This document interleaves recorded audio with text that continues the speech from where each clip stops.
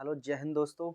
मैं धीरेन्द्र कुमार स्वागत करता हूं आप सभी का। तो दोस्तों आज की हम इस वीडियो में प्रश्नावली 8.3 से संबंधित जो हमारे सूत्र हैं उनको हम देख लेते हैं, जो पूरक कोण के त्रिकोणमितीय अनुपात हैं। तो इसमें जो पूरक कोण हम जानेंगे कि पूरक कोण क्या होते हैं। और पूरक कोण दोस्तों वे होते हैं जब किन्हीं दो कोणों का योगफल जब हमारा 90 डिग्री मिल जाता है तो हम उन दोनों कोणों को क्या कहते हैं, एक दूसरे का पूरक बोलते हैं। तो यहाँ पर हम देखेंगे, मान लेते हैं हम जैसे एक कोण ए है और एक कोण बी है। इन दोनों का हमने कोणों का योग मान लिया 90 है। तब ये दोनों एक दूसरे के क्या होंगे, पूरक होंगे। और जब ये पूरक होंगे तो ए का मान क्या आएगा, ये आएगा 90 माइनस बी। और बी का मान क्या आएगा, ये आएगा 90 माइनस ए।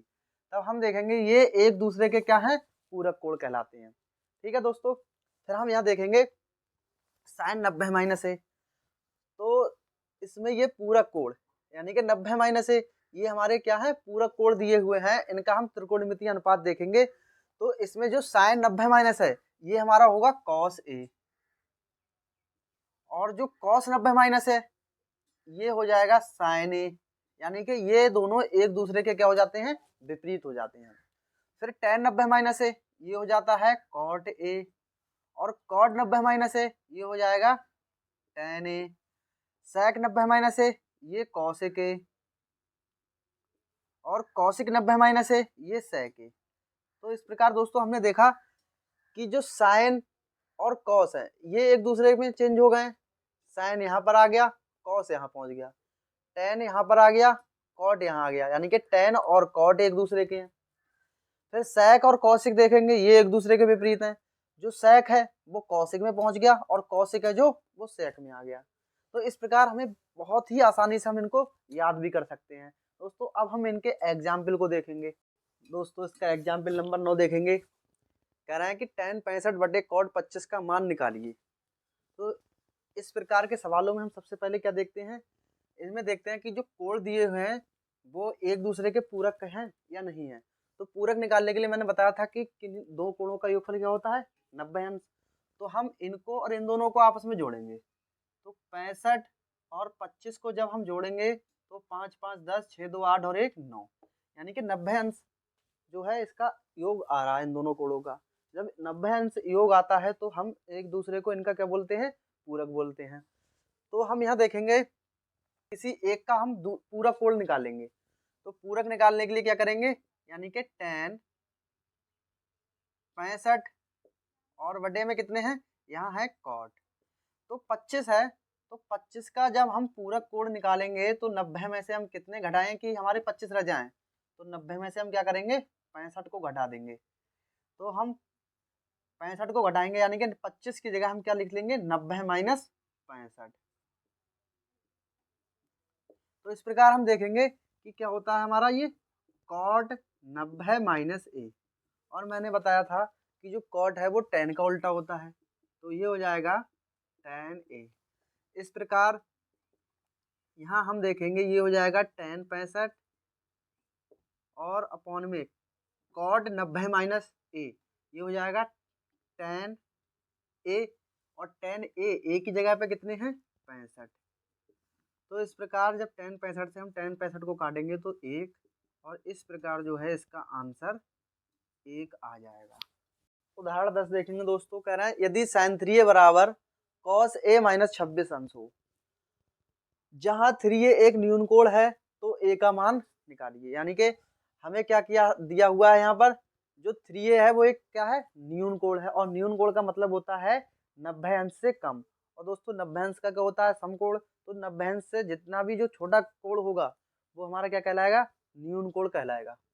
तो हम यहाँ पर देखेंगे हमें दिया हुआ है sin 3a बराबर cos a माइनस 26। तो यहाँ पर हम देखेंगे हमने जो पूरक कोणों के त्रिकोणमितीय अनुपात देखे थे उसमें जो साइन होता है वो कॉस का उल्टा होता है, और कॉस साइन में होता है। तो इस प्रकार हम यहाँ पर sin 3a यानी कि हमने sin 90 माइनस ए बराबर क्या पढ़ा था, cos a पढ़ा था। cos 90 माइनस ए बराबर क्या होता है, ये होता है साइन ए। तो इस प्रकार हम देखेंगे हमें क्या दिया हुआ है, यहाँ पर कॉस में दिया हुआ है, तो हमें इसको भी क्या करना होगा, कॉस में ही बदलना होगा। तो कॉस में बदलने के लिए हम क्या करेंगे, इस साइन 3a को, यानी कि इस साइन 3a को हम क्या लिख सकते हैं, ये इस तरह का दिया हुआ है तो हम इसमें क्या लिख देंगे, इसको कॉस 90 माइनस ए लिख सकते हैं।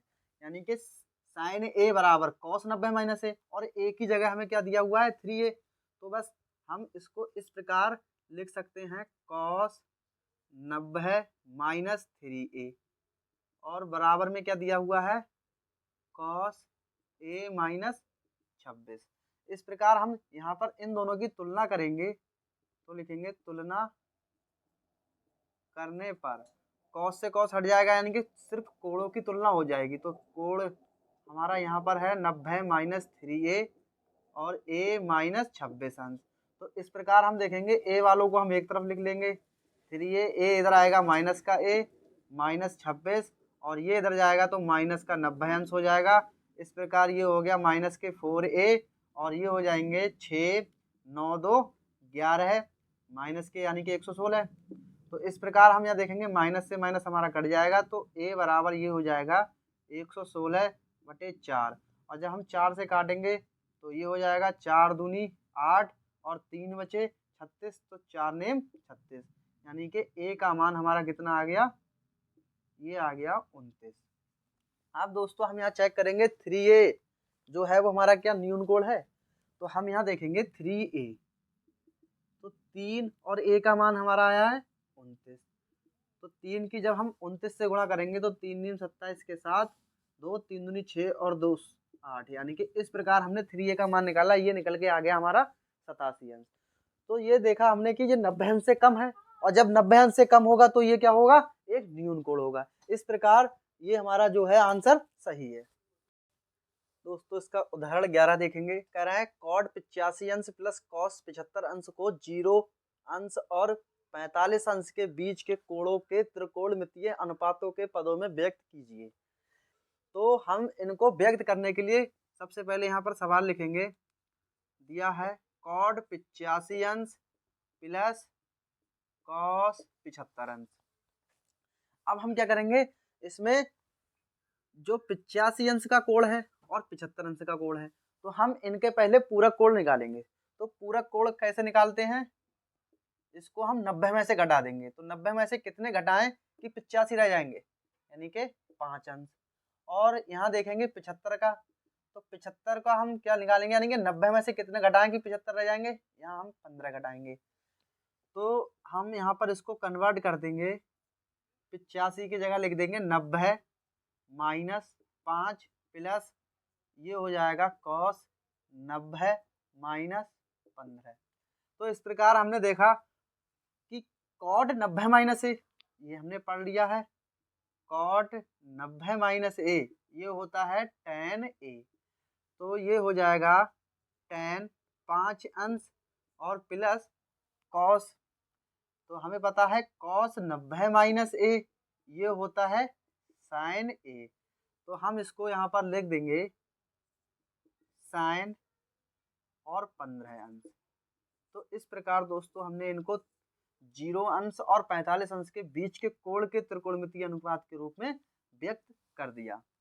तो दोस्तों इस प्रकार हमने प्रश्नावली 8.3 के सभी उदाहरण कर लिए हैं। इससे अगली वीडियो में हम प्रश्नावली 8.3 के जितने भी सवाल हैं उनको सॉल्व करेंगे।